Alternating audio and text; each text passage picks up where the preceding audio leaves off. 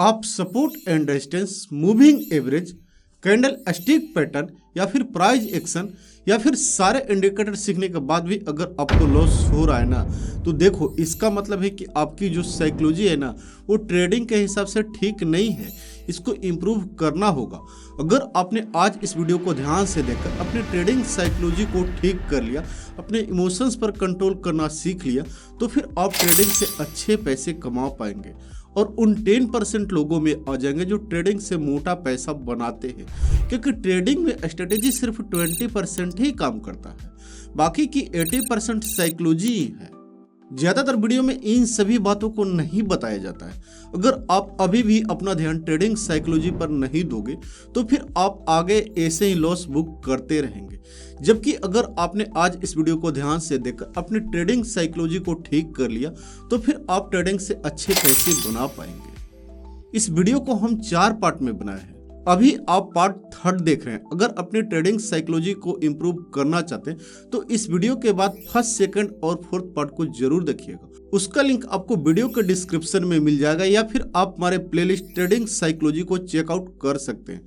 तो चलिए दोस्तों, ट्रेडिंग साइकोलॉजी को रूल को समझते हैं।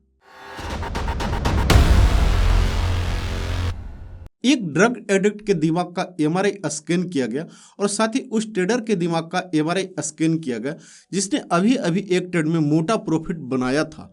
डॉक्टरों के लिए दोनों एमआरआई में अंतर बताना बिल्कुल नामुमकिन सा हो गया। इस एक्सपेरिमेंट से यह बाहर निकल कर आया कि अगर किसी को स्टॉक मार्केट में सक्सेसफुल बनना है तो फिर उसकी साइकोलॉजी, उसका माइंडसेट, उसका थिंकिंग एबिलिटी हमेशा पॉजिटिव होना चाहिए।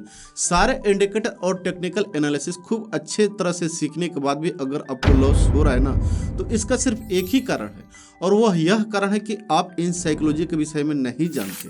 साइकोलॉजी कहती है कि किसी भी हैबिट को बनाने के लिए 21 डेज का समय लगता है और वहीं किसी पुरानी हैबिट से पीछा छुड़ाने के लिए आपको 90 डेज का समय लगता है। इस बात को बताने के पीछे यह रीजन है कि अगर आपको एक प्रोफेशनल ट्रेडर बनना है और आप एक सक्सेसफुल ट्रेडर की तरह सोचना और समझना चाहते हो तो आपको कुछ रूल को फॉलो करना पड़ेगा।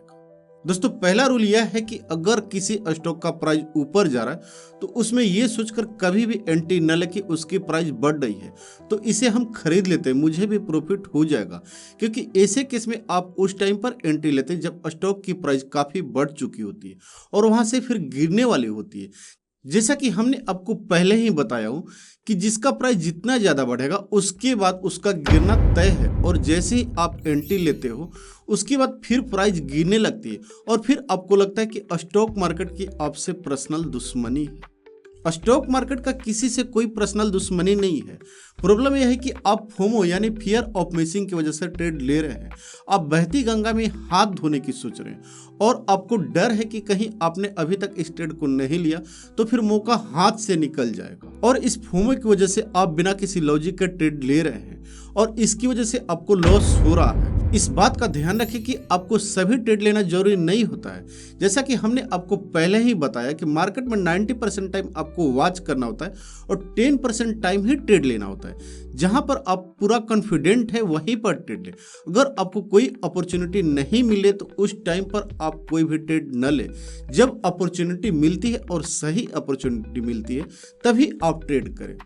अब दोस्तों, अगला रूल है ना वो ये है एवरीथिंग विदाउट नॉलेज, मतलब कि बिना किसी नॉलेज के मार्केट में ट्रेडिंग करना। आप ऐसे कई सारे लोगों को देखे होंगे जिन्हें स्टॉक मार्केट का एबीसीडी भी नहीं पता होता है। वह मार्केट में आते ही ट्रेडिंग शुरू कर देते हैं। न तो इन लोगों के पास टेक्निकल एनालिसिस का कोई नॉलेज होता है और न ही फंडामेंटल एनालिसिस का। ये लोग दूसरे से इंस्पायर होकर मार्केट में एंट्री करते हैं और जैसे कि इनके किसी दोस्त या फिर रिश्तेदार ने स्टॉक मार्केट से मोटा पैसा बना लिया हो, ये लोग इनको देखकर इंस्पायर हो जाते हैं और मार्केट में डायरेक्ट ट्रेडिंग करना शुरू कर देते हैं। इसके बाद मार्केट इनका क्या हाल करता है यह आप सभी को पता होगा ही। ऐसे लोगों को यह समझना जरूरी है कि शेयर मार्केट से केवल 10% लोग ही हैं जो पैसा बना पाते हैं।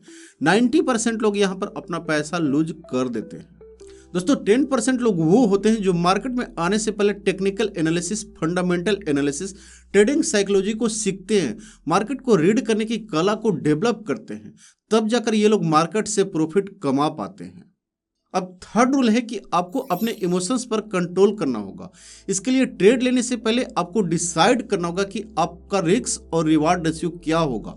सिंपल शब्दों में कहें तो आपको टारगेट और अपना स्टॉप लॉस आपको पहले ही डिसाइड करना होगा। अगर आप पहले से स्टॉप लॉस और टारगेट को नहीं डिसाइड करेंगे तो हो सकता है कि आपको एक या दो बार उम्मीद से ज़्यादा प्रॉफिट हो जाए, लेकिन ज़्यादातर ट्रेड में आपको लॉस ही हो जाएगा। जितना प्रॉफिट आप अर्न करेंगे उससे ज़्यादा आपको लॉस हो जाएगा। इसलिए आपको ट्रेड लेने से पहले डिसाइड कर लेना है कि आपका रिस्क कितना होगा, यानी आपका स्टॉप लॉस कहाँ पर होगा, और आपका प्रॉफिट कितना होगा, यानी आप टारगेट कितना रखेंगे। एग्जाम्पल, अगर आप 10,000 रुपये लगाकर ट्रेड कर रहे हैं तो आपको पहले ही डिसाइड कर लेना कि आप कितना रिस्क ले सकते हैं या आप कितना रिस्क लेना चाहते हैं। अगर आप 1,000 रुपये का रिस्क लेना चाहते हैं तो फिर आप किसी भी हालत में उससे ज़्यादा का रिस्क न ले। ज़्यादातर लोग यह सोचकर स्टॉप लॉस नहीं लगाते कि कहीं उनका स्टॉप लॉस हिट होने के बाद प्राइस फिर से बढ़ गई तो फिर लॉस हो जाएगा। यह उनका सोचना गलत भी नहीं है, क्योंकि ऐसा होता है, लेकिन यहाँ पर आपको यह सोचना चाहिए कि अगर आपने स्टॉप लॉस नहीं लगाया और फिर प्राइस बहुत ज़्यादा गिर गई तो उसके बाद आपके पास कोई भी ऑप्शन नहीं बचेगा। इसलिए स्टॉप लॉस को जरूर लगाएं। इसके साथ ही प्रॉफिट या फिर टारगेट को डिसाइड कर लें। यानी अगर आपने 1,000 रुपये का रिस्क ले रहे हैं तो उस हिसाब से आप 2,000 का टारगेट भी रखो। उतना टारगेट होने पर सेल कर दो। अगर आप एक फिक्स टारगेट नहीं रखना चाहते तो फिर आप ट्रेलिंग स्टॉप लॉस का यूज कर सकते हो। ट्रेलिंग स्टॉप लॉस का मतलब होता है कि जब आप प्रॉफिट में आ जाते हो तो फिर उसके बाद अपना स्टॉप लॉस आप चेंज कर सकते हैं।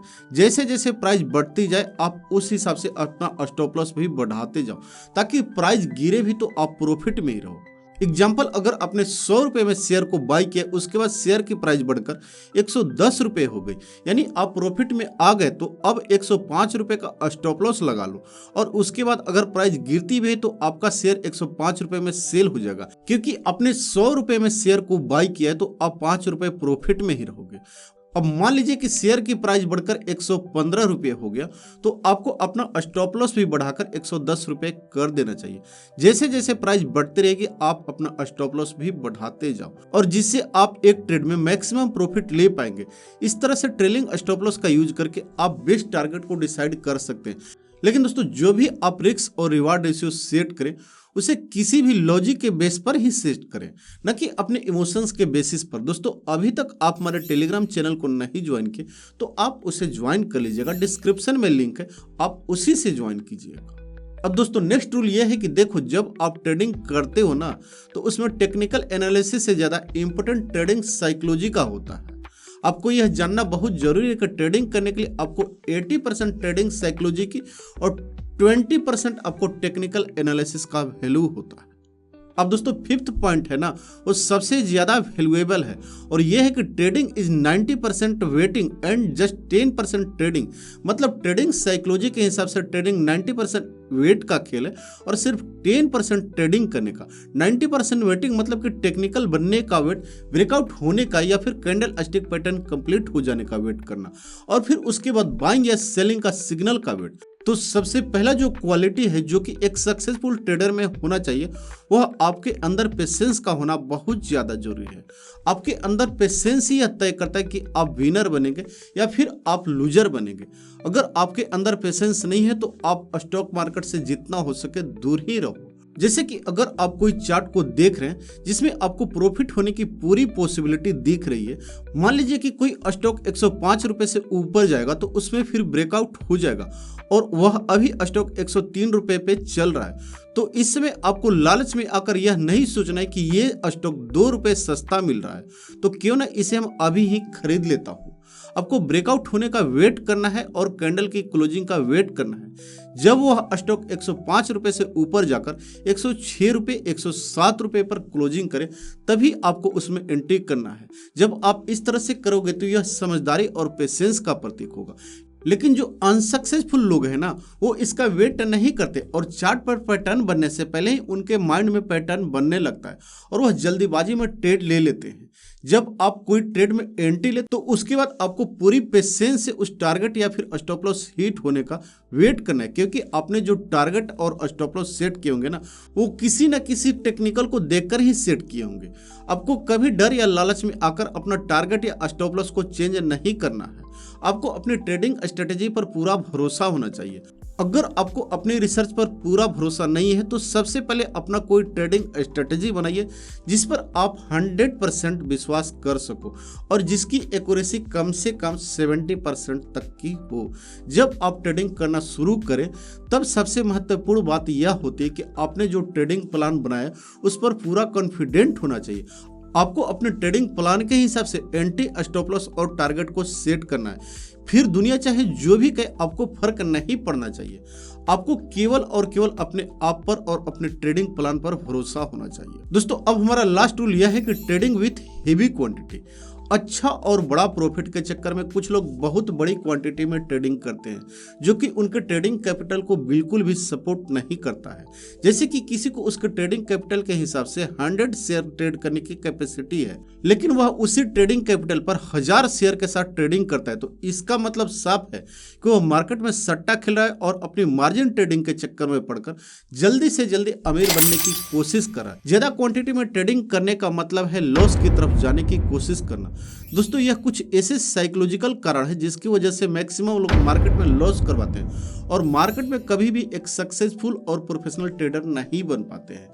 अगर इनमें से आपके अंदर कोई भी ऐसा कारण हो जो आपको एक सक्सेसफुल ट्रेडर बनने से रोक रहा हो तो ट्रेडिंग साइकोलॉजी के अनुसार आप 90 डेज तक लगातार उसे अगर अवॉइड करते तो फिर आप उन कारणों से छुटकारा पा सकते हैं। इस वीडियो को देखकर आपके अंदर भी कुछ ऐसे कारणों का पता चला होगा जो आपको एक सक्सेसफुल ट्रेडर बनने से रोक रहा होगा। इसमें से वो कौन सा कारण है जो आपको एक सक्सेसफुल ट्रेडर बनने से रोक रहा है आप मुझे कमेंट बॉक्स में जाकर बता सकते हैं। मैं उम्मीद करता हूं कि इस वीडियो से आपके नॉलेज में थोड़ा जरूर इंप्रूव हुआ होगा। अगर ये वीडियो आपके लिए हेल्पफुल रही होगी तो फिर आप इसे लाइक कीजिएगा और साथ ही ऐसे और वीडियो के लिए इस चैनल को चाहे तो आप सब्सक्राइब कर सकते हैं।